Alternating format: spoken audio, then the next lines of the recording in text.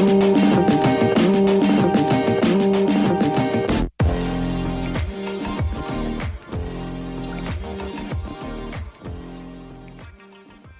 here's what happened is a proud member of the But Why Though podcast community.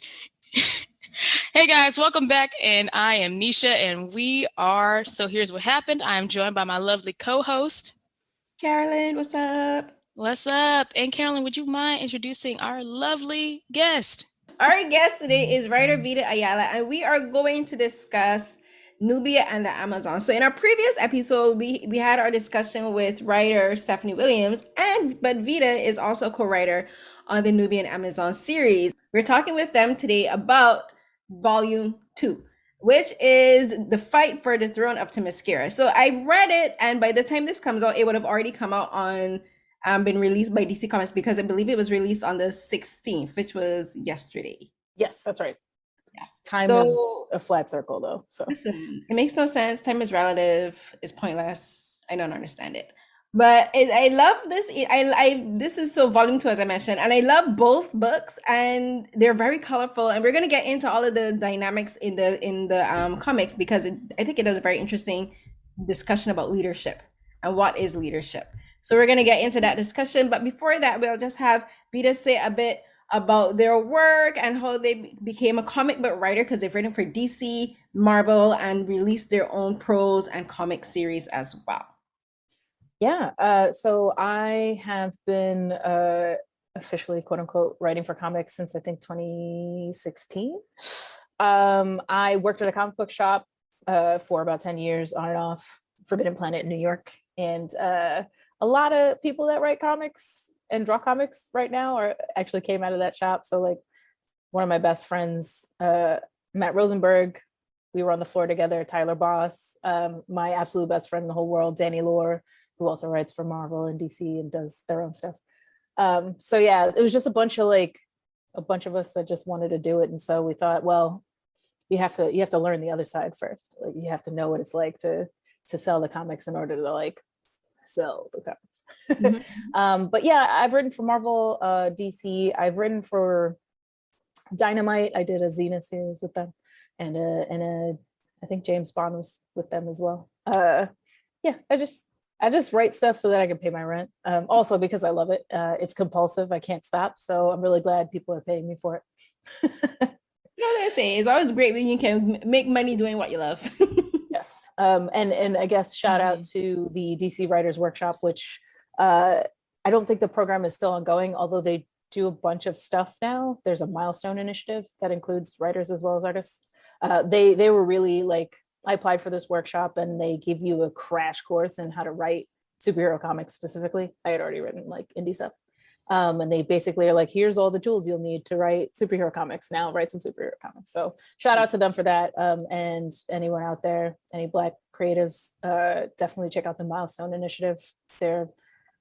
It's, if you want to draw or write milestone books, that's the way to do it. Heard it here. That's awesome. I love that kind of program exists, because I never would have because I'm not an artist or a writer. Like, let me correct that. I have to stop telling them I'm not a writer.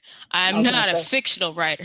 There you go. Yet. There you go. But I never would have thought that kind of resources out there. So that's just very cool to find out that's an avenue for people who are, creatives in the space and maybe wondering like how to get into that, that's how you got here. And we need more of it. I think, I hope that that's just the first of many, right? I think that we as an industry, I won't be on my soapbox very long, I promise, but I think we as an industry require more. First of all, that's what this show is for. That's how we got started. So you're in the perfect place. Here's your box, go. Just step on it. I'm very short.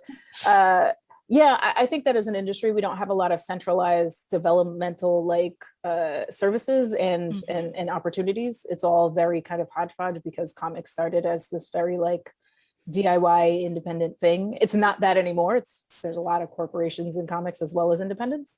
Mm-hmm. So I think that we need more opportunities for career development for industry facing stuff, like conferences, not conventions, you know what I'm saying? Ways that you can I want to be an artist or a writer. Cool. Here's the entry level. So I'm really hoping that other companies kind of follow suit, because it's an investment in the future of the company, right? You can't let the same two people do everything. Mhm. No, that's true. That's very true. It's like Jeff Trammell, he's guest of the show and friend of the show. Like it's like hearing his story on how he got into writing, and even like I'm just always so fascinated like when people tell us like how they got into their fields, because like when he's like, yeah, I started off thinking about like becoming a pro wrestler, and then like come to find out that like his interest in pro wrestling was something that he kicked off like a conversation with the creators. I think it was people involved with Craig of the Creek. Yes. And I'm like, y'all can listen to that episode where we had him on, but it's just like, it's one of those things where I'm just like, I just love hearing people's stories about how they got here. But like, you're right. It's wild, but it's also like, you're right. There's just not enough resources, or people don't know the resources. Cause when he told us about like, Nickelodeon has a program. Yes, they do. For writing. And it's like, yeah, I feel like comics is like it I say this as an aging millennial. It's like that aging millennial that still thinks they're like yeah, we're young and edgy. And it's like, no, you're established. You have to like do things in like a way that makes sense. Cause like, you know, right. Everyone always asks like, how do you get into it? And it's just like, well, I did it this way, but who knows if that's still viable, right? Like I worked at a comic book shop. I had friends who were getting into comics first.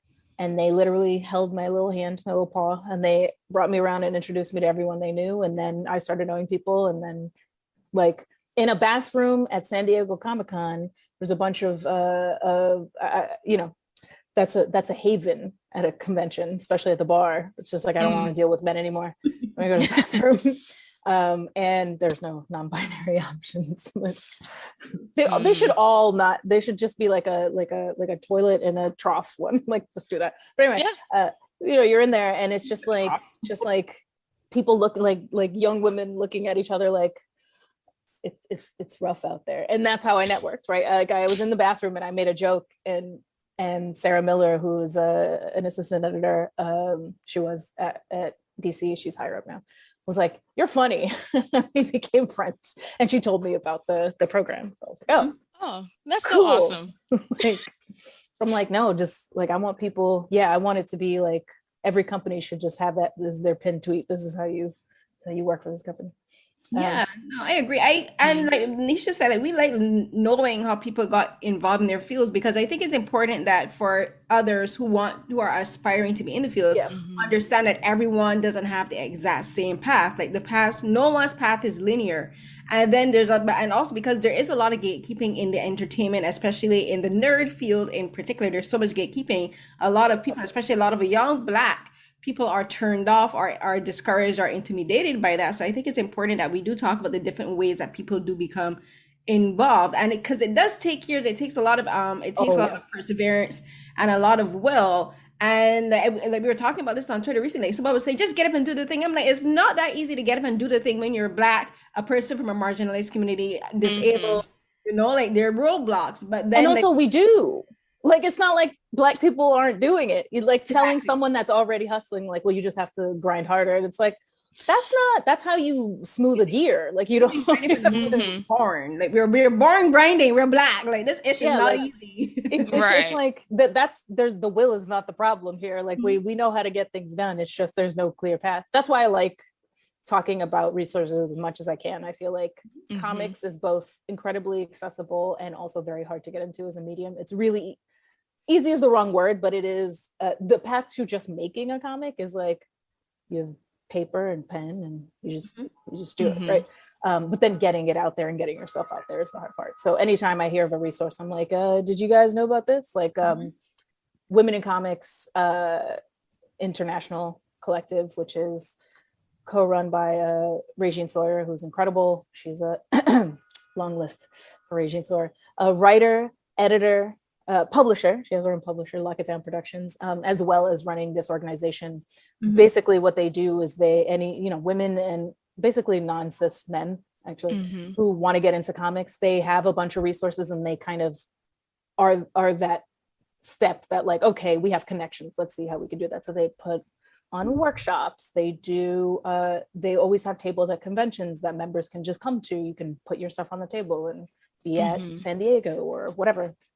They They have a convention every year, you know, somewhere in New York City. So, you know, I think Scott Snyder, former Batman writer, current writer of a million things, he's a very big fan of theirs. So like he's supporting them in any way he can, and he's doing a comics class, and I know that they, you know, there's some connection there. So like anytime I can throw resources at people, I'm like, I want you to take my job. That's what I want you to do.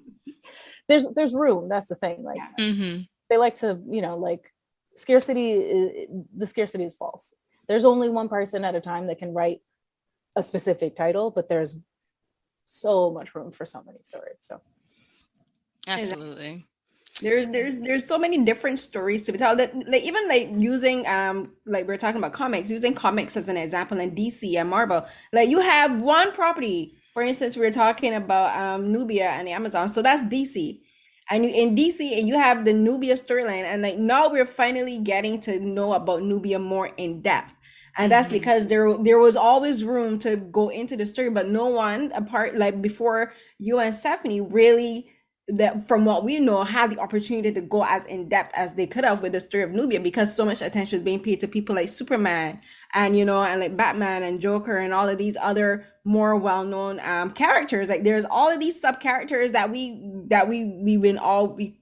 they could develop, and there's like an untold number of people who could develop these stories, who could give more voice to these characters. They're waiting for the access again and opportunities to do it. So like if, as you said, like talking about programs that can get people into the spaces they need to meet people who can help them develop these stories and to give more voice. Because like we talked earlier before we started about the pandemic, like when like people are home now, like they need more ways to kind of disassociate and disconnect from reality. And how do you do that? Entertainment media, watching TV shows, watching movies, reading comics. This is how people are able to take their minds off of what's happening. So like companies need to develop younger talent and develop more people from marginalized communities, because they can give so much more in depth to the stories than what we've seen previously from white men. And it's also just like, so I was on a panel a long time ago at New York Comic Con. Not a long time ago. Time is, I don't know when. It was so was it 2019? Was it a million years ago? And it was a comic panel run by, I think, Comics Experience, and the guy Andy was up. He was talking about the breakdown of like actual audience for comics, and he was like, less than 30% are cishet white Christian men. So you got like over 70%. Why are you leaving that money on the table? Like, and it's like, there's a difference. I think that like, again, the mentality is like, we have to do one thing that catches the most people. And it's like, I think that diversifying your, as the Wu-Tang Clan in that one sketch would say, diversifying your bonds, right? Like that, you're gonna catch more fish with more nets. Like, it just makes more sense.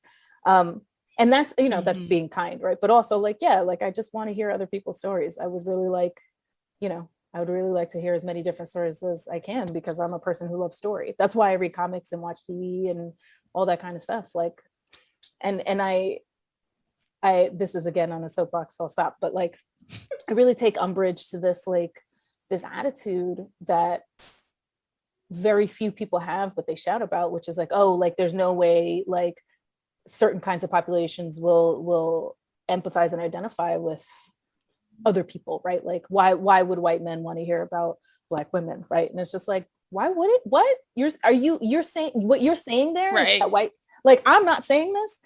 What you say when you're saying that white men are not capable of caring about Black women is saying that they lack empathy. You were saying that about yourself. That's, you really want to say that about yourself? I don't subscribe to that. Like I don't think that's true, because it's clearly not true. How much money did Black Panther make? How many people watched Squid Game? How many, you know, all these things. And it's just like, no, you've decided as a mission statement that you can only do one thing, but you are depriving even the people you say you serve, right? So like, can I curse? I know I've listened to like a million of these, but like I always ask.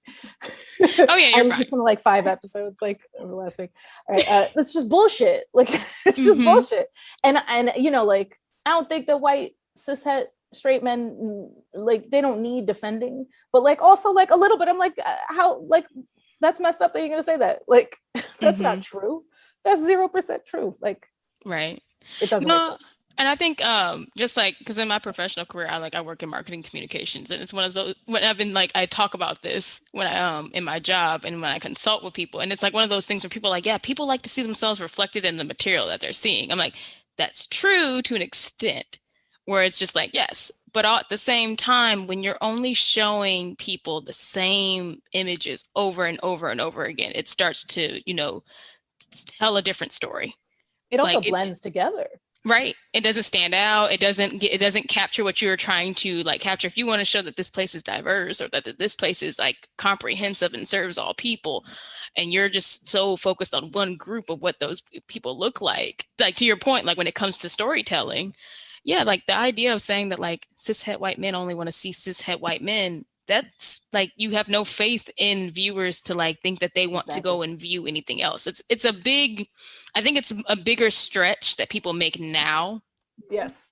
It didn't used to be that way, right? Like I feel like, well, I mean, there's always been friction, clearly, but like I think about, it's almost like we're at like a valley point, right? Like I remember all of the entertainment that was coming out in the 90s and stuff, and there was a lot more different kinds of people, and it was just this person just is this, and then something happened. I don't know what happened. I'm not a people theorize it was 9/11 happened, and then that's when we got a lot more blue collar, patriotic, and white centered media.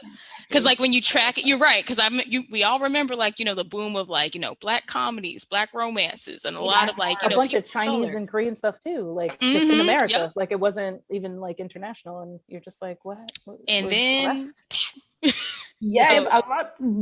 Now that you say that, if you track back to film to when the Avengers MCUs first started, I would say that actually kind of started the trend because a lot of studios took their cues from Disney and Marvel and started to produce more white-centered heroic action films. And like it's a bummer because I love me some action. Listen, I'll watch Predator and Rocky and all that stuff any day. I love that. Like, don't get me wrong, but I also like Police Story and like like all these other things. Like it just anyway. That's again. I love me my Asian and my international cinema. So it's just like Hollywood. I think the problem Hollywood, like you're talking about that man that said that. And I'm like, you know what? That actually does make sense that a white man would say that because their thinking is so myopic. Their thinking is so visually centered on what they want. They don't consider that anyone else matters. So for them to say that, oh, a white male audiences won't care about a story about black women, I'm like, yeah, that kind of trash. That's America is hella racist and misogynistic. For sure.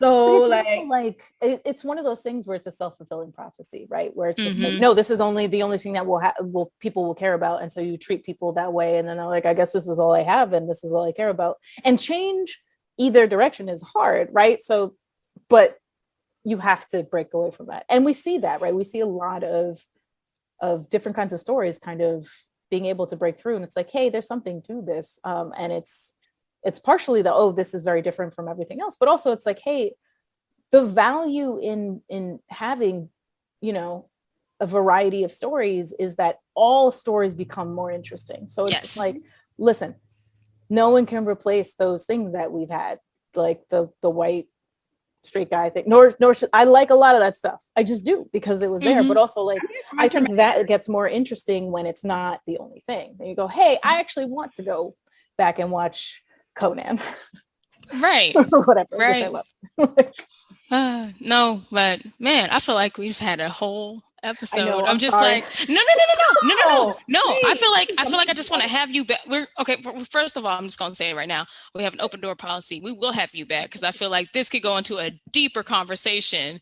Because I love the podcast. So. Anytime. Great. Glad to hear. But no, because I think there's so much more to be said, and we will happily let you stand on your soapbox and like talk more about this with us. Because it's, again, like we said, like the show was started because Carolyn and I felt like as Black women and in the entertainment space and as critics that there was just not as many opportunities. And we're just like, well, we could just start our own podcast and we could do this. And then that has led to various opportunities for both of us to be into this space. And we hope that other people, we've heard like from other people that like, oh, your podcast is like, it showed me your reviews. And then that led me to finding these things. So it's like, I love when it all feels very synergetic when it all comes together. So rising tide, you know, it lifts all ships. yes. And that's true too. Like I, you know, I've been listening to your podcast for a little bit, but I refreshed this week. I always do that when I go on a podcast. I'm like, all right, I got to like listen to the greatest hits. And I'm like, I don't always agree with what you say, but it's so well thought out and so interesting that it's like, oh, I don't have to agree. I like that conversation. Right. Like, and I know that you go back and forth with each other too. But that's great. Oh, right? not the time travel episode. I feel like that was that one always gets people. But that's so great, right? Like that's what makes it interesting. And you're right. We're always told as Black non-cis dudes to go make our own opportunities. And it's like, you try, but you have to have people support that. And so I love like the fact that you're able to keep doing it and you have all these guests and all this kind of stuff. Like clearly your voices were needed. And that can segue into Nubia because it's gonna make you a host at this point. You're no, great at this. No, I talk too much. I'm nervous and I talk more when I'm nervous. So first of all, shout out to the editor on Nubia, Brittany. Brittany's incredible. Brittany is a champion for all that stuff. Brittany, like, God bless her. She is just behind the scenes. Like, if you could just imagine like a control room with someone with 75 hands, just desperately trying to like, like make everything run. Like that's her. She needs a vacation. But she had contacted me about the idea for a Nubia book and hearing my thoughts on it because we had worked together on multiple things, and some of them were like it was in the trenches, like so we would just text each other like we can do it, like we're gonna be okay. And she's the Wonder Woman, like she is the contact point in the Wonder Woman office, and she's like, I have an agenda, and that's to make the Wonder Woman office, all of the characters elevated and as important, right? Like Wonder Woman as an office is part of the quote unquote Trinity, right? So we should have more of the things there. And I was like, yes, 100%. I love your agenda. It's wonderful. And she had talked to me. She was like, what do you think about a Nubia book? What's your take? And I was like, I would love to be involved, but I should not write this book. A Black woman should write this book. I have had many experiences in my life in which I have been treated as a Black woman, but I'm not. And you know, and I think that like, and Brittany was immediately like, yes, you're right, 100%. And I was like, hey, take a chance on this person who is incredibly intelligent and has done stuff already, just not in this particular arena. And I you know, I do this all the time when I can. I slip people's work to editors when I can. I slipped her Living Heroes, and she was like, "This is the funniest thing I've ever read." Yes. She's like, "This is so good." Our favorite. It's so good. It's so good. Oh, so good. And she was like, "Yeah, I would love to have you involved, but I really love to work with this writer. Like, she's so good. She's got a great voice." And so I was like, "Steph, do you want to do this? Technically, I am a co-writer, but really, it's like more of like if I'm a consultant. I'm like, I know what they want, right? I'll translate stuff. Right. You know, like I don't think Steph really needs me, but it's been really nice to work with Steph. But yeah, so I was like, again, like, how can we be inference points to other people who actually should be telling these stories and having that support from editorial, where this is like I don't talk about this very often because we're supposed to like pretend that everything like, you know, is always as it should be and all that stuff. But like taking a chance on someone like Steph, who had not had published work through anyone else but her own in comics specifically, in superhero comics specifically, that's a huge thing. It shouldn't be. But because there's no entry level points, right? Like they have anthologies that they do to kind of test people out, but like, you know, to go, I'm going to give you one of the 3 major books in this office to someone new is huge, right? Especially someone who hadn't written superhero proper comics, right? Like So I was like, you know, Brittany took a chance. I knew Steph was up to it, but Brittany took a chance not knowing this person. And so I was like, I'll stick around, you know, to make sure that like the nitty gritty stuff, you know, like Steph has a consultant all the time, right? So we did story beats together, and we do page by pages together. Steph is doing it all at this point. The real hard thing is always the first issue. That's always it's a nightmare. Everyone smiles for the camera, but you're just crying inside because you've rewritten this thing like 5 times, and like you have to give all these notes. And so that was really where I was needed at this point. I'm just here to go, I'm so proud of you. Good job. I don't know where I was going with this, except that we need more Black women. we need more and that Steph also, Nubia being a Black woman, I thought it was really important that a Black woman write the book. And having Aletha draw the book, well, that was just destiny. I was like, I had flat out turned it down at first, and then Brittany was like, but Aletha, and I was like, oh, she's perfect. Her art amazing. It is awesome. Unbelievable. You know, she has like three comics that she does at once, plus she teaches at SBA. Like this, I don't know. She has the energy to teach. Well, and she has like a teenage son who is actually an angel, to be fair. But like, you know, yeah, that takes work, right? Raising kids like that. So hearing that, like, you had a Black queer woman, right, writing Nubia, I needed to manifest that. I needed that to happen, and then having, you know, Afro-Hispanic woman drawing Nubia and blessing us with that hair it's my favorite. It's literally my favorite. She puts a couple of little white curls in there, and I'm just like, perfection. Like, I can't. This is what we deserve. That, did you see the number? I think it was number 3 cover with the Medusa. Yeah, you did. You talked about it. That's right. Yeah. I've seen because I think Steph put it up on. She put it on Twitter, and I know it's just like Nisha and I, we talk about her a lot because it's like, I just love when Black hair is drawn properly. You know, like we will always remember that Steph started out talking about Missy Nights. Yes. Afro. The bayang. Yes, the little slick bang. Oh my God.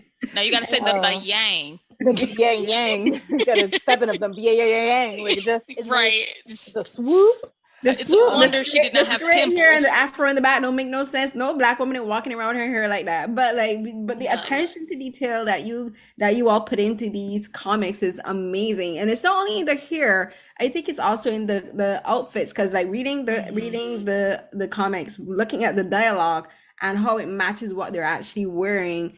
And then the dialogue itself, like, we're gonna get into this because I'm a nerd. I always pay attention to like really small details, because there's a scene in the comic that I want to talk about. I was like, is this inspired by Picasso? And I was like, aha.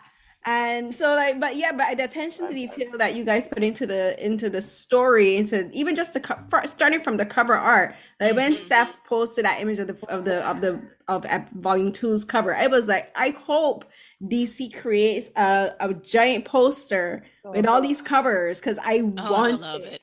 I would love it. Yeah, I wish.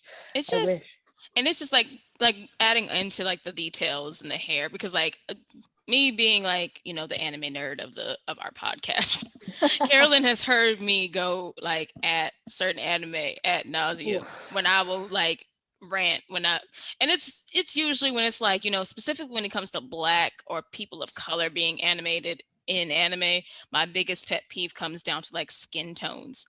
Or like, you know, because nobody seems to be able to master like how the inside of our palms are lighter and then like the other side of our hands are darker, but then like they also make it look like we have paws like we're animals. I know there's no they try, which is like there's a gradient there, and it just, it's one of those things that is a pet peeve. And then there's all these other little features that like I immediately hone in on, and it's just like all those little features and things that like I don't have to worry about with Nubia. I was told once by somebody, it's like, well, they do that to white people too. We have different color palms, and I was like, it's not the same. Like I see what you're saying, but like it's not the same. It's not the same, because like it's definitely not the same. It's it's just like, like some people like will come at me online and have said like, oh, you're just being picky. I'm like, no, there's having standards.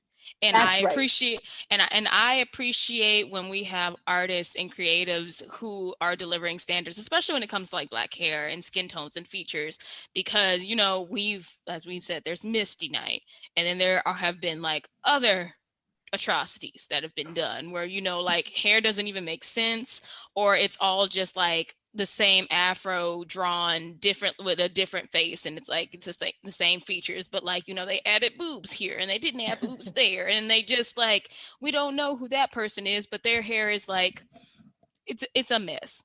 So it's nice when we come across projects like these where like you see every detail, like you get to really enjoy every piece of it. And like Carolyn, just to add, like I do love the clothes match, like the person, like their role, like the warriors are in armor, the warriors are in armor, the scholars are in robes, like it's little things like that Aletha.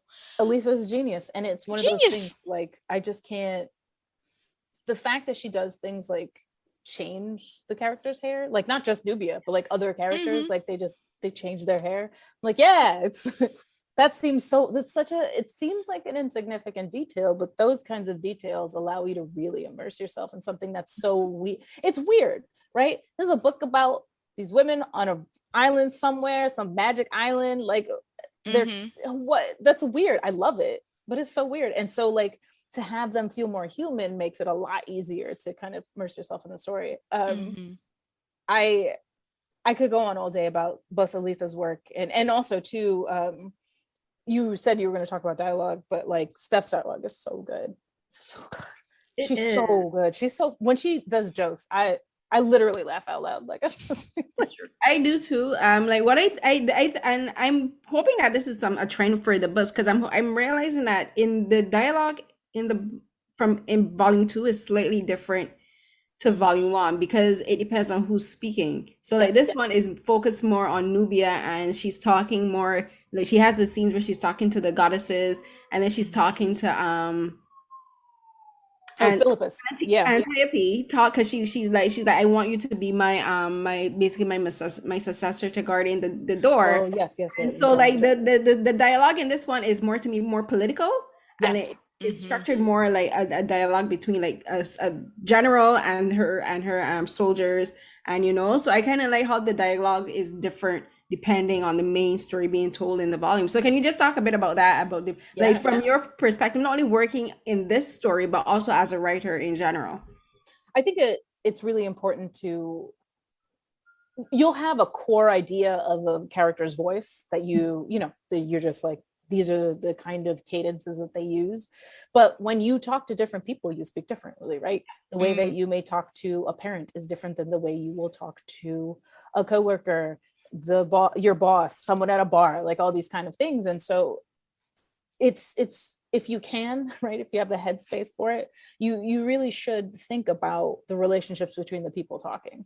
So for example, Nubia is so playful with both Io, the blacksmith, and Philippus, right, her counsel, those beautiful dreads. Like they quip back and forth, and they tease each other, but she doesn't speak that way when she's speaking to both her subjects, because she's their queen, right? Like, and also to, I don't think we get to it in this book, but she addresses, a political body of Amazons at one point. It's like the way that she speaks to them is very formal. And not all characters are going to be like that, right? So like the new Amazons, a lot of them are very loose. Their speech, they speak a lot more like we would. Right. When they're addressing Nubia or someone of stature, though, they tend to speak a little more formally because, what is it called? I think it's called deference, but also like mirroring.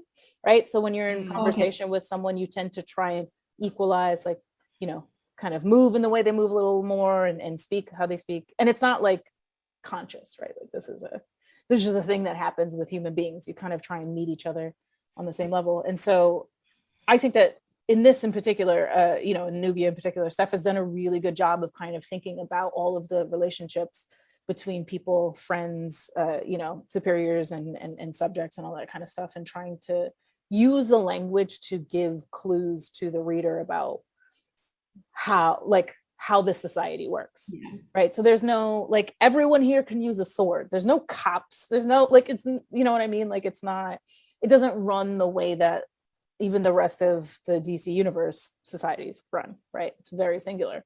But it works, right? And why does it work? Well, there seems to be this kind of interplay between these women, this understanding, this tacit kind of understanding, a social contract.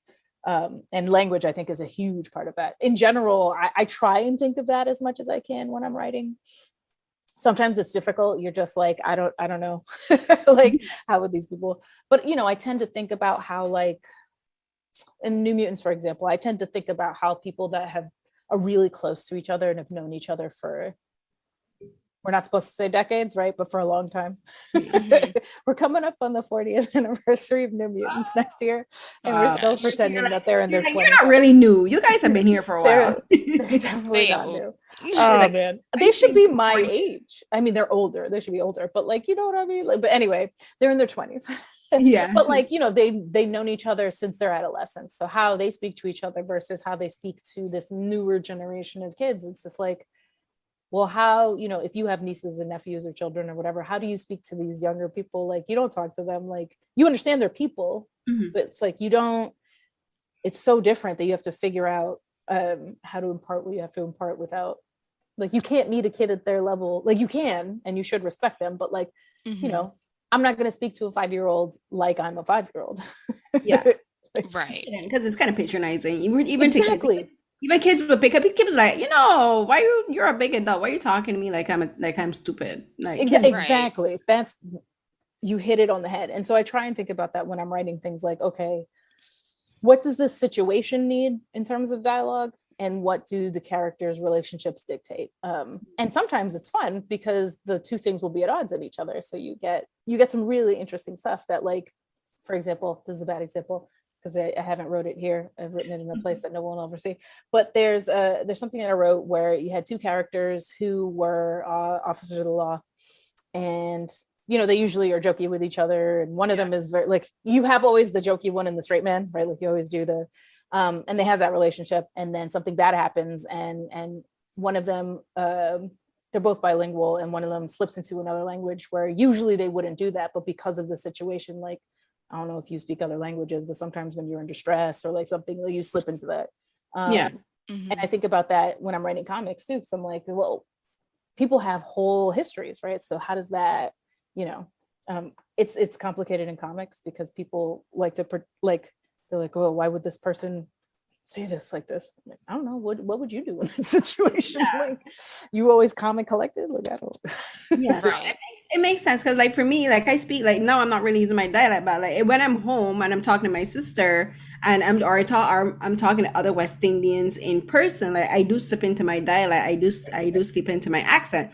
And like when I don't work there anymore, pandemic and all, but when I worked out of school, I was a lunch supervisor and I took care of the kindergartners. And I would speak, I call it, I know I love my babies. But I would speak without my accent, like the way I'm speaking to you now, so that they can understand me, because the majority of them are first generation Chinese. So like their first language is Chinese and they're not learning English. So if I speak with my dialect, they're not going to understand me because it's heavy. And then like the way I structure my words is different. But then if they do something, I'd be like, what on earth are you guys doing? I slip into my dialect and it would always take them by surprise, because they'd be like, teacher, why are you talking like that? And I'd be like, and I'll go into a whole explanation of where I'm from. I'm like, Barbados, and there's an island. They're like, what is an island? So I'm like, it's a piece of land in the ocean. What is the ocean? I'm like, okay, this is not geography lesson. But like, no, legit, I would go and do like a whole social studies and geography lesson for these kids. But like, they do pick up on these things. And like, when you speak two different languages, or you have two different accents or dialects, if you're like from the Caribbean or whatever, like when you're in a specific situation, your mind is going to automatically go back to what's the most comfortable for you. What is your first instinct? And my first instinct is to talk with my dialect and to talk with my accent. Because I had to train myself to speak without my accent or dialect. It's just not natural to me, right? So like, yeah, so someone asking why would someone do that, I'm like, clearly you need to speak. You need to hang around with more people who are not American and who speak with different accents and dialects. You have to be worthy of being trusted with people's accents, right? So like Spanish was my first language, and then I went to school, and that did not rock here. And I stopped speaking Spanish. I actually have the vocabulary of a child, right? Because I stopped as a child because it was so like the way that people treated me was so rugged. And I don't have an accent anymore. I used to have a Ricky Ricardo accent. That's what they used to call me. Oh Lord, I don't like Ricky That was Ricardo. Cuban, but like, and I'm Puerto Rican, but you know, like I find it interesting too because I think Daniel Jose Older posted about this. He did a video where he's talking about how when you use multiple languages in something, you have to treat all of the languages as equal. You can't really pick one out and be like, this one's weird, so do something to show that it's weird, right? And so his thing is like in a lot of prose, if you have like Spanglish being spoken, the Spanish will be in italics and the English won't. And it's just like, oh, that's weird. You're making it weird. If you don't do that, then people will read it and then go, I've learned something new. Like they accept it, right? You're just like, cool. All right. That's a new word in the bank. But if you point out that it's strange or different, strange, it's not strange, but you know what I mean? Yeah. That it's other, then suddenly it becomes even more other. And so that's something that I think about in my writing as well. I write prose as well. So in my prose, but also in comics, like I think about how I want to structure sentences, right? Like sometimes the way that I think my sentences are structured in a way that is not the usual for American people. Part of that is that that I started with another language, but also I'm not neurotypical, right? So like my brain just does all of this stuff with words and I have to be like, okay, I can use that in my work. Like, yeah, no, for sure. I totally relate because like I'm neurodivergent too because I have like cognitive impairment and I'm also dyslexic.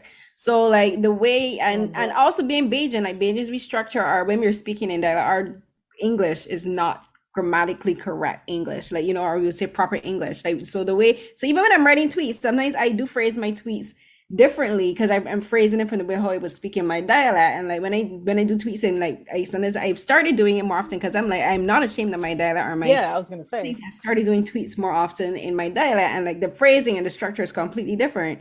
And then being having cognitive impairment and dyslexia on top of that is kind of does like the way I see phrases and words is completely different. And I'd have to be like, wait, what am I doing? And even when I write pieces and I'm sending to my editors, I always explain to my editors, I'm like, I'm dyslexic and I have cognitive impairment. So I'm like, if a sentence doesn't make sense to you grammatically, it's please know that it's not because I'm not being careless in my writing. It's just that my brain sees it differently and I don't automatically pick up that something is wrong. You know what you meant. So when you read it back, you're like, yep, that's right. It makes sense to me, but it might not make sense to you, right? So yes, I totally get that. Yeah. It's one of the things that I found was that for a while I was writing dialogue much more formal than I should write dialogue, a lot less contractions and like I was really concentrating on getting like these formal sentences that make sense. And then actually an editor was like, why is it so like, why do you do that? Like, it's not bad, but why do you do that? And I was like, oh, I didn't realize I was doing it. I'm overcompensating for the fact that I have like, executive dysfunctions and also think in multiple languages. Like, oh, wait, that's okay. Oh, cool. But that's why I love comics, right? Like I can't, this is a weakness of mine. I have a lot of trouble reading. I'm not a good reader. I love to read. I read a lot. But I didn't learn how to read until a little later. And I never had, like, I just did not have all of those, like, we sound it out and this, that, and the other thing. I don't know any of the rules at all. So it's really hard for me to read dialects of any kind, any vernaculars. And also when you like chop off letters and stuff, like, which I speak like that, but like, and so what I started to like, what makes it easier for me is reading comics where people write in either their own dialect or they're doing kind of research so to make more authentic dialogue for characters from different countries and that kind of stuff. It's like, oh, this actually, like, they're just doing it because it feels more right, but I'm learning something. Like, that's why I love comics. Like, you learn from reading them, and they're a complicated language. I was talking to somebody about this, but like, a former girlfriend of mine had not read comics like ever. And so I got her a comic. I got her the first one was Strangers in Paradise. And she was like, I don't know how to read this. Like, oh yeah, that's like an intermediate level to difficult level comic to read if you don't understand comic language. That makes sense. Like, Yeah, like the thought bubbles, like the structure for the thought bubbles, like how you have to learn to read. Like one, if this bubble is, that means it's an interruption in the person's speech. exactly. And also just she didn't even understand how to read the panels, right? Like which one do I look at first? And I was like, oh, so anytime anyone says that reading comics isn't real reading, I'm like, it's harder. It is much harder. Like comics, manga, like it's the switch back and forth is but it's good. It makes you I think it like reading comics, if you are able to visually engage with media, right? It helps you become, I think, a more careful observer of things. Because there are so many details in manga and comics. They're all comics, but you know what I mean. Yeah. No, and I think that's like a thing that I love about Nubia. Like I know we've talked about like the language and the dialogue, but I think like how you all have structured it, like the thought bubbles, like it's like one of those things of like, yeah, no, you need to pay attention to like for example, when they go to the I'm not gonna say the location because I don't want to give too many details away to like readers. So I'll try to be as vague as possible. When they went to the the arena to fight, the fighting arena, they like you need to like look and pay attention to like where those thought bubbles are coming from, because it's not, some things are not just being said by a random person. Like, you know how some comics will like illustrate just like a faceless character to say something random, and that's fine, that's a thing. But then like there's times when like that's not the case, and you're just like, oh wait, that's okay, there's a reason why that person said that, and that there's a reason why this panel was structured this way. So it's just like beautiful. I think it's a credit to how you all tell the story also. Just like, even like I just need people to read it. Like I don't want to like spoil it, but like there's one of my favorite parts, like talking about like the dialogue, like the multiple speech bubbles. It's like there's a flashback going on, and then there's a current scene going on. And then like, that for me is still very interesting, because like you have like basically two timelines happening, two separate events happening, and like they're being told like at the same time. But it's like, it gives you such great detail into those two characters' past lives. And two, so I mean, there are pages and spreads in this that are more or less difficult to decipher, and it's not sloppy. Aletha is a genius. Like, she knows what she's doing.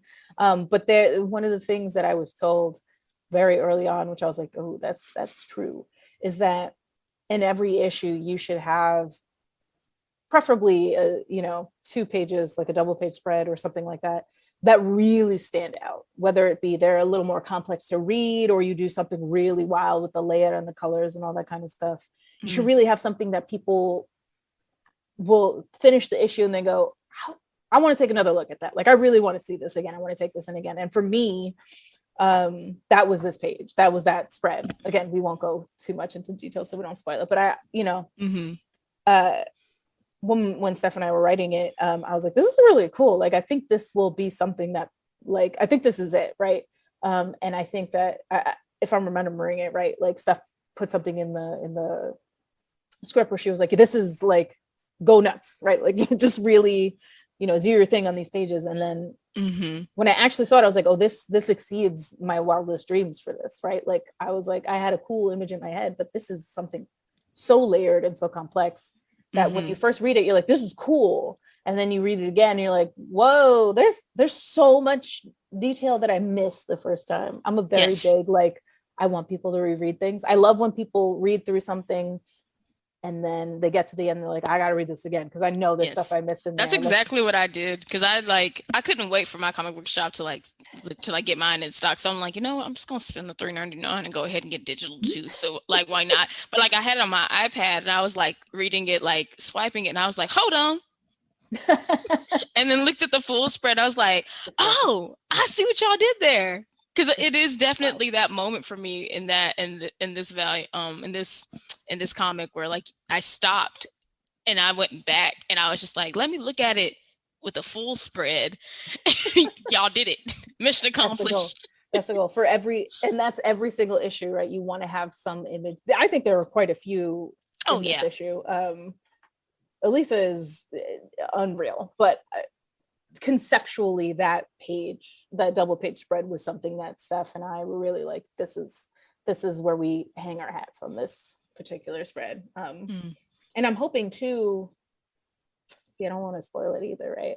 But I want to give a little behind the scenes. I mean, so the idea you can do it, and then we'll just tell the people, okay, y'all, like this will be a spoiler, and like obviously we're not breaking any embargoes because it's already out. So like just for the sake, because like I want to hear it.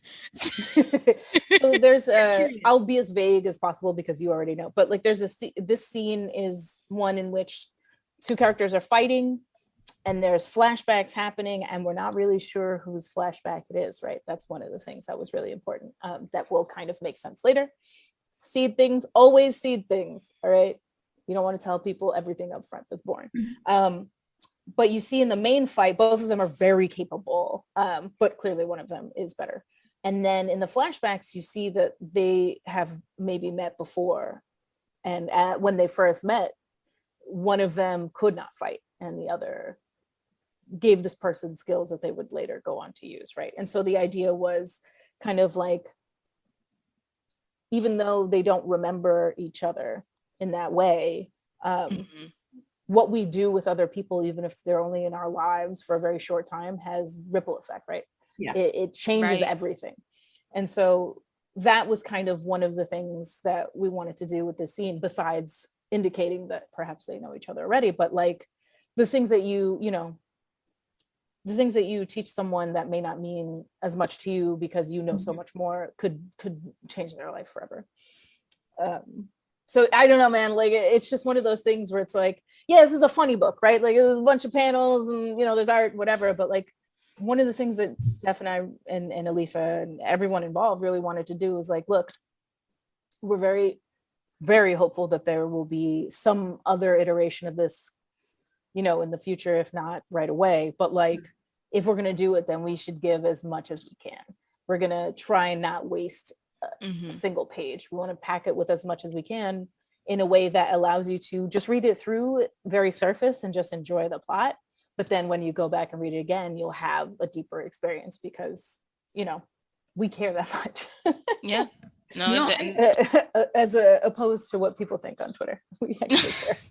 No, I think it's great, especially for a story like this, because like we've talked previously about this, about how the story, so much of the story is about the female relationships, it's about friendships, it's about the different types of relationships that women can have in each other's lives. And with these two characters, it shows that when, especially for women, like it kind of made me think, like sometimes if when you go to like a bar, or even like using your own example of when you were at SDCC and you were in the you like everyone is hiding out in the bathroom because you can't deal with all the male humanity outside, so you go into the bathroom and it's like a respite, and like that's how you form connections in the most unlikely places. And like when we go into play, like especially people from minorities and from marginalized communities, like we communicate. Black people, we communicate. You got like Black people, we do like the head nod and we do like that internal checkup and say I see me, and that their relationship is kind of like that. It's like one of those moments where it may have been brief, but like the fact that this person showed this other one how to defend themselves, that leaves an impact, and it shows that this is a sisterhood, this is a connection between two Black people who were there for each other when they needed it. And there's something like, to me, is intrinsic. I'm going to use Blackness as an example because these two characters are Black, and like there's something intrinsic in like in Black people, I think, in our souls, where we're like, I'm going to be here for you if you need me. And like that's something that can carry on, using this example, into like lifetimes. Like, that's like the goal, right? Like I feel like it's our thesis statement, right? Like, and it's also like Steph and I talk about this all the time, but it's kind of what we want to do in the industry, right? Like you want to pull in as many people as you can. And this is not like a nepotism thing. It's a like, look, we don't get these opportunities very often, so I'm going to show you how to do it. Like we're not in competition here. We're fighting together against something. And technically on this page, right, like they're fighting each other, but it's not a blood sport. It's not that kind of thing. it's a friendly contest between Mhm. sisters, right? Like Hmm. it means something different. And to your point, and this is a spoiler, this is a spoiler. Uh, but you know, after this scene, Nubia says to Andromeda, like, I think you have what it takes to do what I used to do, which is incredibly difficult, right? And so that idea of, to me, Nubia is just a lion, like that's who she is in my head. Yeah. This lioness, you know, Yes. testing this other and being like, yes, you are not just part of my tribe, but also I think that you are a protector, and so Yes. you should go for this. That was kind of also in there, and again, sorry about the spoiler, but No, Oh, you're fine. You're fine.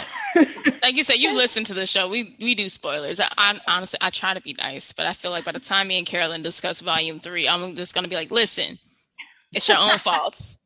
you should know us by now. Right. So that one starts really funny if it's the one I'm thinking of. I don't know anymore because we write these things so far in advance and whatever. But there's one that starts with like a gag, and I was dying. I was like, yes, Stephanie, yes, you felt comfortable. You put that joke in. Like that's what I love. But Yeah. oh, I can't wait. Knowing Steph, I'm just like, am I gonna drink coffee while I read it? No, because too many mornings have I looked on Twitter and there she is. Oh, just causing trouble. Man, Just- that Brian McKnight meme will go down. I swear to God, it's one of my favorite things on earth. Like I love that. Let me not sing it. She cracks me up so much. She's legitimately like a scholar of the medium of media in general, but of comics specifically. I think that she is incredibly not just well read but well analyzing. Like her brain just, that's what she does. But she's so quick, she's so fucking quick. Like she's processing at a speed that no one else that I know processes. She's like, got it, boom boom boom. Yep. And it's just so, like, I say that she didn't need me, and I mean it. What I brought to the table was an understanding of the nitty gritty of like pacing for an issue and all that kind of stuff that you just learn it on the job, right? I was just like, I would like to make it easier for you because people will not be kind to you. The editors are great. That's not what I mean, and y'all know that's not what I mean. Yes. No, we definitely know what you mean. But Steph is it's like she worked hard for this, so I don't want to diminish that, right? Like she studies these things and she engages with the media, you know, on a personal level as well as an academic level. But like it seemed like she just came fully formed, just burst out of the universe and was like, here I am. I'm incredibly intelligent, funny as hell, like incredibly insightful. Like sorry for everybody else, but here I am. And I just feel so blessed to be able to be her friend, but be like, to be able to work with someone like that only makes you better. Like I feel so sharpened every time we speak. I'm like, oh, that's it. Like you've cut away all of the nonsense in me, and I feel like a better writer. So yeah, I'm thrilled for her. I agree completely, because just reading, like we talked about it earlier about the difference in language structure from issue 2 to issue 1. And that does show like there's so much attention to detail in the speech. Like for me, like because I'm so accustomed to watching like war films and like documentaries, that I recognize the fact that she's someone who pays attention to detail and how like generals speak to their subordinates versus how a sister speak to a sister, or even like the language is very Shakespearean, which is we know is something typical for like these kind of like a Greek tragedy. So like the language is structured, especially when she's talking to the goddesses. Like that dialogue is that panel is very interesting to me, because just the speech pattern that Nubia has with them is different to the speech pattern in the rest of the issue. And it shows that like there's an intelligence in the writing style and an attention to detail in the writing, because like she knows instinctively, like Nubia may be a general, she's the queen of all of these Amazons, but she's speaking to literal goddesses, and she has to understand that she's gonna be deferent, and she's gonna be unsure and insecure. But then it also shows that, again, like we talked about, like these women are so complex, all these women are so multifaceted. It shows that even Nubia as the queen, she's insecure in her own position in different aspects, but she's able to instill confidence into other women who themselves are unsure, or who may not even realize that they're unsure. She reads their body language. Because I love that, like you guys were talking about the fight scene, and I love that fight scene because it's a dialogue between them. and it's a dialogue in two different ways. It's a dialogue in the memory, like it's triggering memories, but then it's also a dialogue in like how Nubia is reading the body language of the person she's fighting. She's like, I can see the way you're fighting tells me so much about you as a person. And like me being an action junkie, I love that kind of shit because I'm like, yes, you can tell so much about someone by the way they fight. I'm not a fighter because I physically am weak, but still I pay attention to these things, and I watch like things where like people like fight choreographers and stuff, and they do tell you that like you can tell so much about a person in their fight style, and like that there's so much attention to detail in that in this panel that you guys were talking about. Like that's so interesting to me, and this is something I wanted to ask you because me being the nerd I am, I'm like I saw this the it's the pose that's done, and I'm like, please tell me that this is Malaysian Picasso because that's exactly what the pose looks like, and I wanted to ask you that. I don't think that well, actually, I would have to go back to the script because we do put a lot of reference stuff in there, a lot of hyperlinks. God bless Aletha. But Aletha is also a very big fan of that kind of stuff. And she brings a lot of that to the table. I don't know how much she wants it and how much she doesn't. I've asked her and she said that it's fine.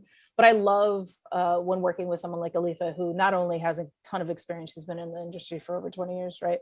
But also clearly loves things that involve action and intrigue and that kind of stuff. I love opening up and just being like, okay, here's the vibe, right?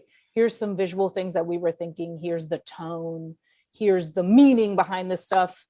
I'm not going to block it out for you because I want you to do what you do.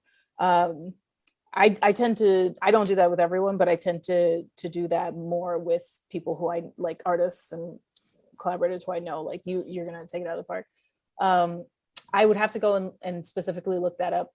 And I say that because I've been writing another Amazon thing. I've been writing shorts that go in the back of the Wonder Woman book right now with the Bonham McDowell. I'm obsessed with them. I love them so much. They're so gnarly. But one of the things that like we wanted to do as an office is really distinguish between the Amazon tribes. So we have the 3 tribes, right? We have the Esquisita, who are the Brazilian Amazons, and that's Joelle's thing, and she's incredible. God, the amount of research that everyone does for this, people have no idea. I can only imagine. No honestly. idea. I can only imagine. It's insane. That's, you know what I mean. Right. But it's like, for researching for this story, just the basics of the story, I think Steph read like 6 or 7 like just books, just like full books, right, including fiction, not just like nonfiction, right? She really but anyway, sorry, ADHD, I'm all over that. No, it's fine. You're good. I was gonna say, so I've been writing a lot of the Bonham McDowell stuff lately, and I do a lot of that there too. I'm working with one of my favorite collaborators of all time, Skylar Patridge. Absolutely love Skylar. And one of the things that we wanted to do as an office is really push that they're very different groups of people, even though they are all Amazons.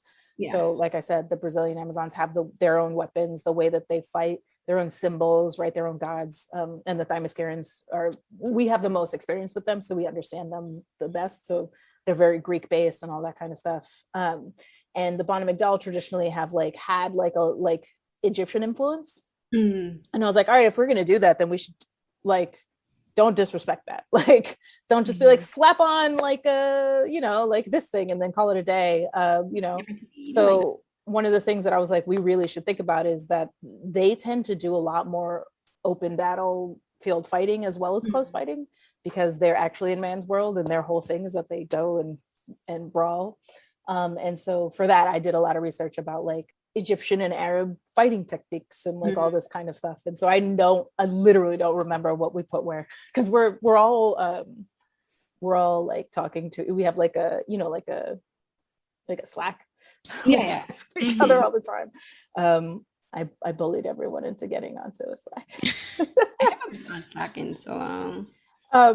It's just I was like, hey, we're running an office and we all give each other ideas all the time. We meet every other week because if you're going to run an office and you're all interconnected, you should be talking. And so we drop stuff in there all the time. So I'm always like, oh, did I do that? Or did someone else do that? What's going on? But yeah, I would say that there's a good chance that Steph probably dropped in some very specific stuff. But if not, Aletha brings a lot of that to the table. She's also incredibly well researched, and she really likes to to understand people through like we've discussed their hair and their clothing, but also their body language and how they interact with people physically. I don't know if you've read any of Aletha's original stuff, but it's great. I feel like Nisha's the comic manga person. I'm like I used to read comics, but like not often back home in Barbados, I say not often because like comics were expensive back then. Fair. And I only the only comics I got were like if someone gave them to me. So like one of the original first edition comics I ever had was the Phoenix Saga. Oh wow! And the Dark Phoenix Saga, someone gifted that to me. My mom threw it away, and I'm still pissed about that all these years later because that would be worth money now. And like I haven't read comics like in years since then. So like this comic is like welcome back that I'm really getting into.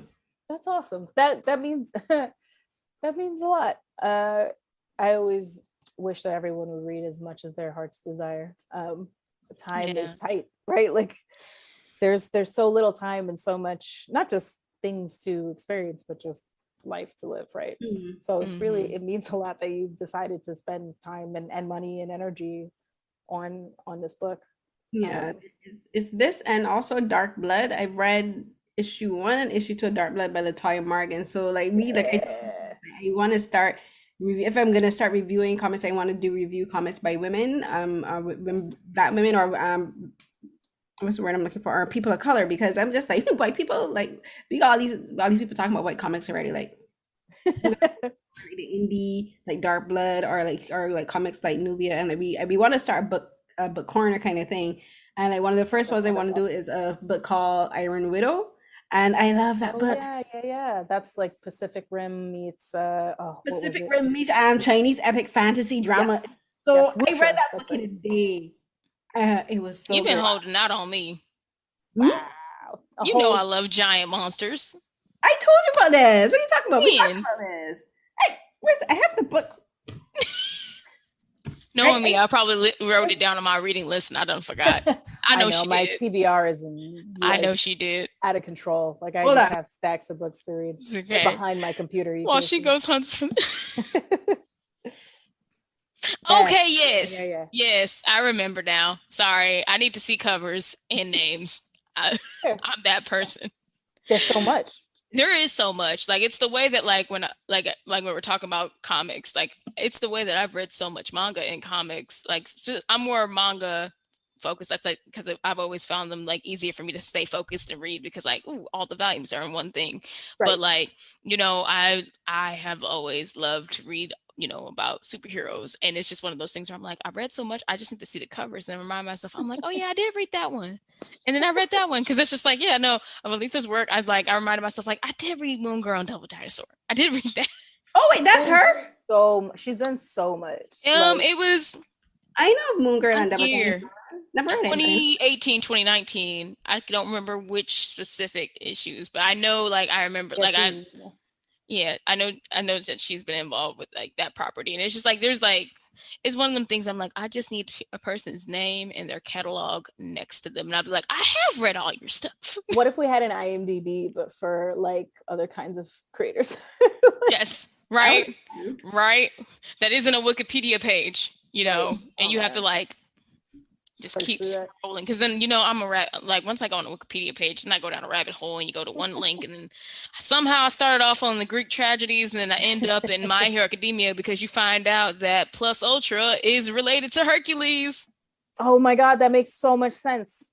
It is. Like I dropped that on somebody recently and they're just like, what? I'm like, yeah, it's in Latin. It's a Latin term. Like Plus Ultra means to go beyond, and that is from the labors of Hercules. You've opened my third eye. Comics, superheroes, anime. I love that. That's dang.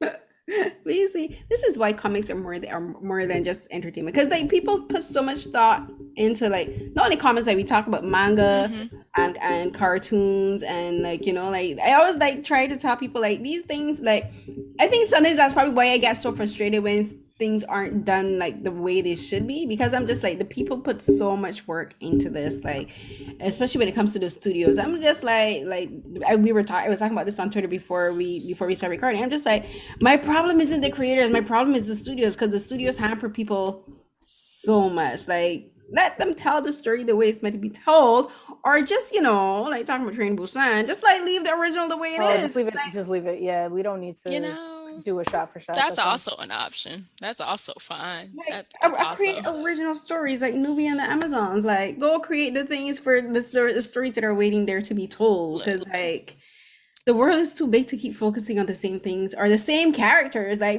how many stories about Batman and Superman are we gonna get? We know that Batman is a Say that, but I'm traumatized. writing a Batman thing. Huh? I mean, I'm gonna read yours. But no, you know But what I it's mean? also too. It's also too. I mean, I think you're right. I agree. I talk about this all the time, so I won't go off on it. But like, I think that one of the things truly that has kind of like held back is the wrong word because comics are bigger than ever, and that's not fair. And there are amazing comics being written, but like one of the things that has really kept us from growing in terms of the types of stories that we tell is that we don't let those characters go, right? Somebody online was like, why don't they let, like they were complaining about the mutants, like their ages, and like, oh, but this person was this and this, and I was like, yeah, okay, but like I get it and I don't disagree, but if they age, then they have to go. Like eventually they'll die, which is okay with me, but like that means that you won't have Spider-Man and Iron Man, the originals, right? You won't have Peter and Tony and even Storm, right? Like eventually she will have to die. And I think that it is a healthy thing to continue on and move on with the stories. But it's a trade-off, right? Like you do, like I love like watching these movies and reading these books about these characters. But I also love like when they move on and they have, new people. Like when Dick Grayson became Batman, like I'm not saying that was like the best move they ever made. I thought it was great though, because I was like, so that's a different Batman. That's a totally different dude. Like, with different issues and different problems and his dynamic with Robin, right? It was Damian at the time, so they switched, right? Like you had this like curmudgeon Robin and this like really like kind of like rakish, like suave Batman, and like, oh, that's cool, right? That's interesting. You let that character grow. You let them become. But we should just let things happen and take their course, because there's always you can always go back. Or sometimes they grow the wrong things, like you heard, like you were talking about Batman and Robin, and it just made me think of Star Wars, where how they've only developed certain stories in the Star Wars franchise, and I'm like, you have the books by Claudia Gray right there that could have been developed and should have been developed, but now that our Leia is gone, we can't like. I can't picture. Don't get me started. I was a huge like expanded universe fan, and like I'm a Mara Jade stan forever, and just like everything. But at the same time, I look at it and I'm like, okay, but like when I went and watched Force Awakens in theaters, I felt like I did the first time I watched Star Wars, except I saw myself, right? Like for the first time, front and center, pieces of myself, right? Like, right. And I think that was really good. And would I have made every decision, right, that was made there? No, of course not. I'm my own person. I don't make movies. I don't know what the hell that's like. I don't get to talk about that. But like the idea that like you can take the universe and give it to the next generation is so good. Like that was the strength for me. Like I was like, oh, the fact that now you have you have your archetypical characters and they're completely different, that changes everything about the story. That makes it fresh, even though it's the same universe, it's the same ships, like whatever. Like, which is a great, like, Star Wars Visions is a great example of that.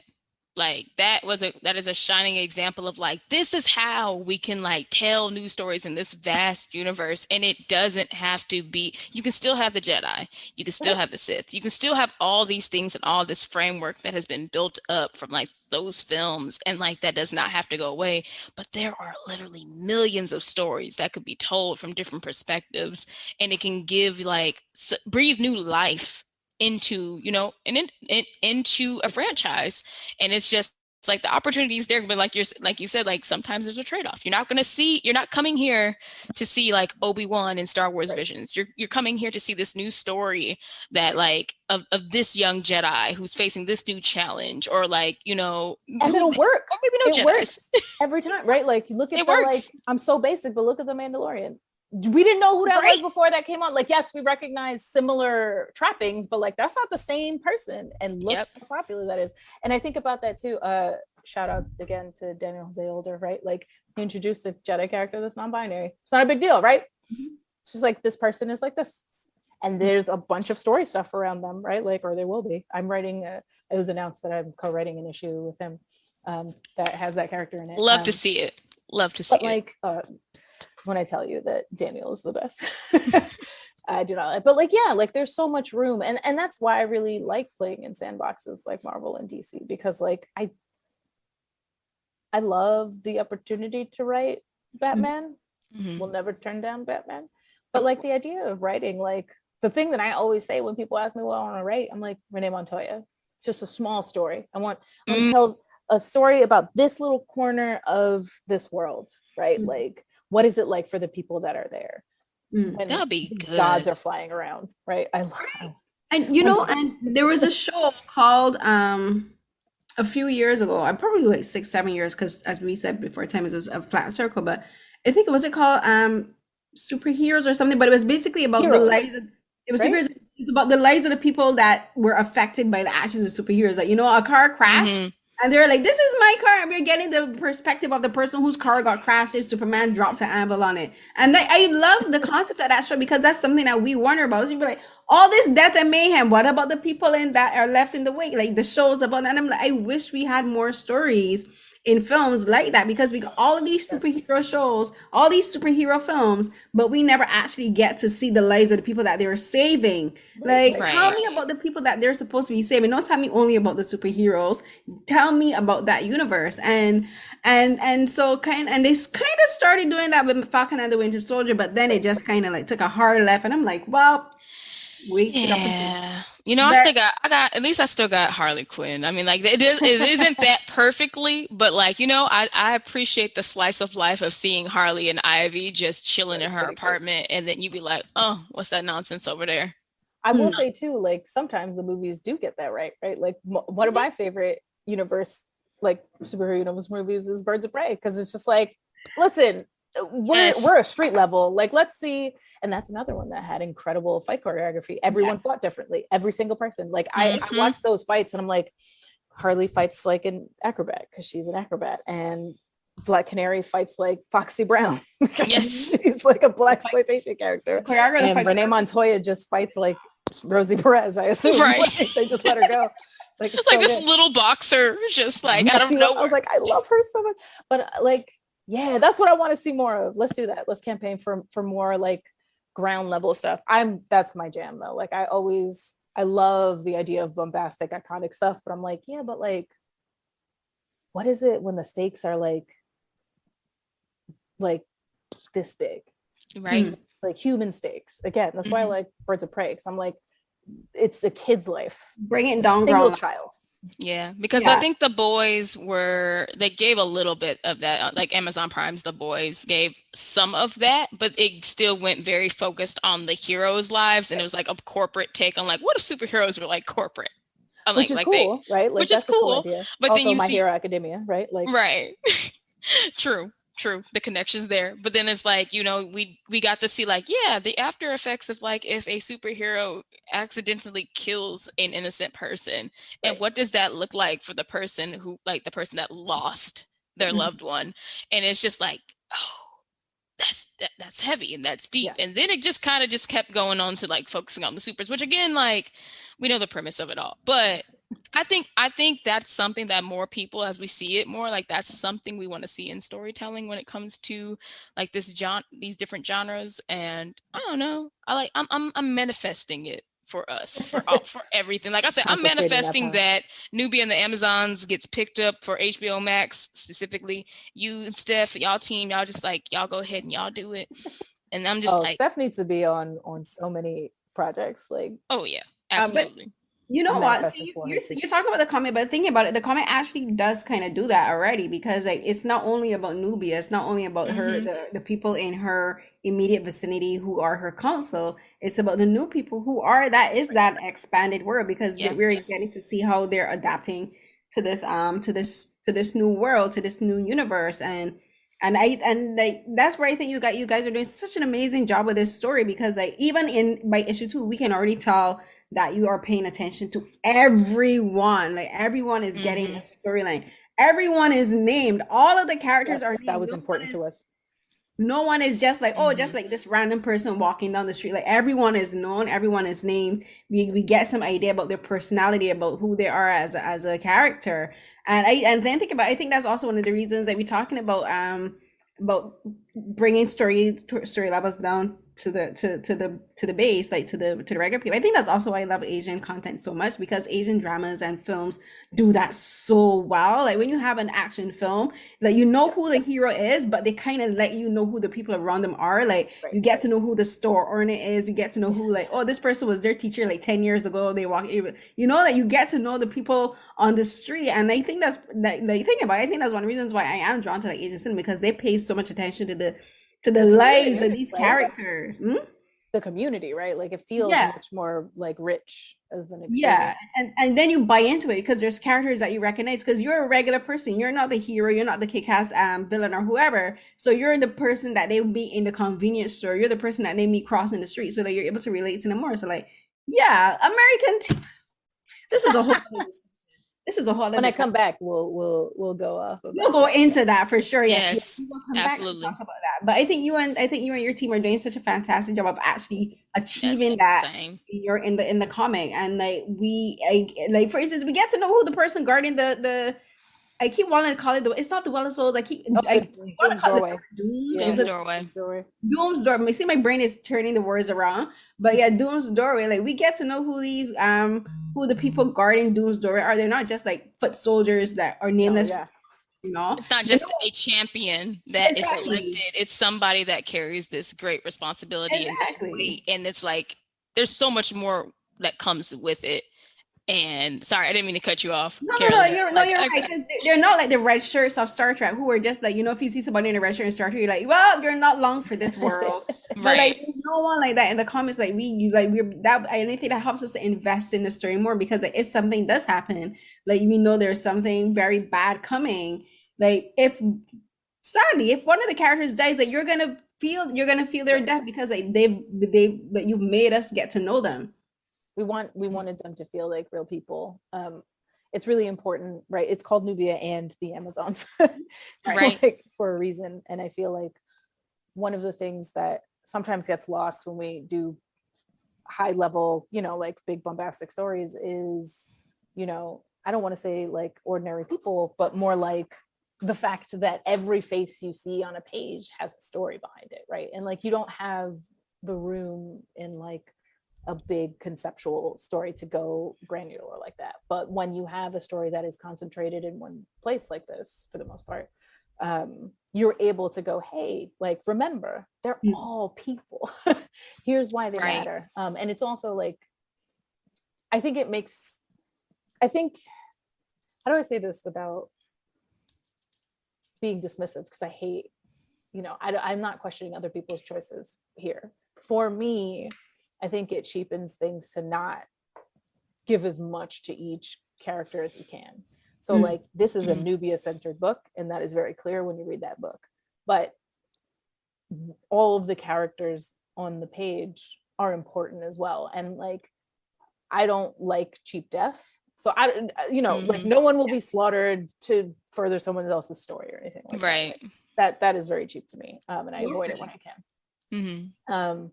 Cheap to me specifically. If someone Yeah. else chooses to do that, they have their reasons and they can make it work. But like because because the stakes are kind of they will become higher and higher, right? We still want to show the impact on all of the people.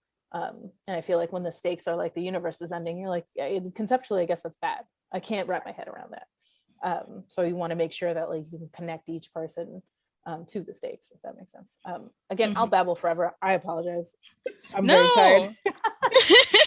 No, it's been great having you on, and I appreciate that you take the time to talk with us about this comic, because like and like everything you've had to say about it, because it just shows how much work and love and effort that you and your team has like poured into it.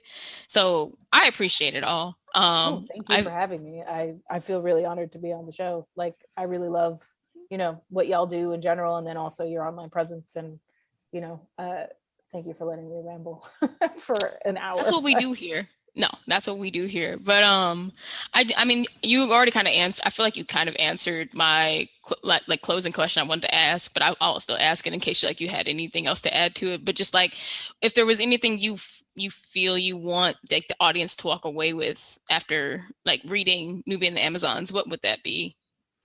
Yeah, I kind of answered it, but I guess to sum it up, I think that what's important about Nubia and the Amazons is twofold. It's to show this journey of this woman who literally, before this, her entire purpose was to be locked away underground guarding a door, right? The only time she left is to chase something down that made it through the door, and then she would return there. What is it for this person who was dedicating her entire life to this duty willingly, right? Is her, she chose to do it. When she's asked to then lead her people, what does that mean? She was not born to be queen, right? She, like you said, she's a general, she's a soldier, like she's a champion. And so her leading her people is so different. Now she has to send other people to do things, including this very difficult thing that she knows how truly challenging it is to stand at that door and to send someone else there, right? Like that's heavy. So we wanted to explore what it meant to, be a part of a community, but ask people to do things that are going to be painful, things that you've done yourself. And also, I want you to take away from it that like this island is made up of an incredible variety of people, right? Like this is a community that we wanted to really reflect the real world, right? So there are all kinds of women on this island. And I'm not just talking about like the fact that there's a trans Amazon. That's not what I'm talking about. I'm talking about like, you have, like you said, like you have the soldiers and you have the scholars and you have all these women, but this Paradise Island doesn't work without all of them. So they're all important. It's like the Sailor Moon thing where it's like, look at all these very different girls and they come together to form this group that is unstoppable. And so like that's something we wanted to take away. It's like, if you see yourself reflected in this book, it doesn't matter which character it is, you are vitally important. You are needed. Any of this doesn't work without you. So that's something we really want people to take away from it as well. That's awesome. I love that. I guess with that, if you don't mind letting the people know where they can find you, if you want to be found, followed, or any other work you want to tell them about, just feel free to share that. I am on Twitter too much, at Definitely Vita. I also have a website, definitelyvita.com. I'm consistent. If you are enjoying, gotta do it. I have to remember it. That's really what it's for. If you'd like to check out my creator-owned work, I wrote a book for Black Mass Studios called The Wilds. It is a post-apocalyptic zombie book in which the zombies are beautiful, right? The flowers bloom from them and all that kind of stuff. It's fun. It's really pretty. Emily Pearson is an incredible artist, and I was very lucky to work with her. If you want to check out another creator-owned book, I wrote a book called Submerged for Volt Comics. That is a brown queer contemporary retelling of the Orpheus and Eurydice myth, but it takes place in the New York City subway because that's actually hell if you've ever been there. That's the kind of stuff I write. Been there. I also write superhero stuff. So if you like mutants, I write New Mutants. If you like vampires, I wrote a Morbius book. So I don't know. I just write a bunch of stuff. Nice. We will be sure to link all the things in the show post and in the notes for people. Also with that, y'all know y'all can find me also on Twitter where I don't spend that much time because grad school saps all my energy lately, but getting that degree, woo. Yo. But yeah, no, y'all can find me at Nisha Plays. I love Carolyn's little fist. Gotta say just The encouragement. I'm gonna get this MBA, and I'll do great things with it. Thank you. I appreciate it. But yeah, y'all can find me on Twitter and Instagram at Nisha Plays. I have a few cosplay things coming up because that gives me joy and that's a fun way to decompress. So, keep an eye out. I might be doing I'm calling them quickie cosplays. Y'all will see what that looks like soon. All right. And you can find me on Twitter and Instagram at CarrieCNH12. That's CarrieCNH12. Follow my hashtag Jams with Carrie and Saturday Night Sci-Fi. You can find both mine and Nisha's writing on butwhythepodcast.com as well as on other streaming platforms as well as other you can find my R3 page linked in my Twitter profile. And if you're new to so here's what happened. You can find our other episodes on butwhythepodcast.com as well as our reviews of Nisha does reviews of mangas, comics, and animated shows. I do mostly action films, Asian dramas, and that kind of stuff. So like we're very prolific writers, so you can check out our work there and on other sites. And again, thank you so much to Vita for talking with us. This has been amazing. We will definitely have you back to talk about what's wrong with Hollywood, but no, not really. Sorry. But no, we could that could be the title. I'm not mad at that. Oh, what's wrong with the industries? What's wrong with Hollywood and what's wrong with Hollywood and Hollywood comic adaptations? Why can't they get it right? Honestly, whatever you want to talk about, you're welcome back. We'll throw in some things that they did. Yes, for sure. Yes, but this has been amazing. It's been great. So much to talk to Vita. Remember, pick up issue 2 of what's it called? Lord, my brain just went completely blank. Nubia and the Amazon. This is my brain. This is my brain. Nubia and the Amazons on dccomics.com as well as Comixology. They carry their on digital. If there's a comic book store that you can get to, support your local comic book stores and your local comic book artists. Thank you so much, everyone, for another episode of So Here's What Happened. Please stay safe.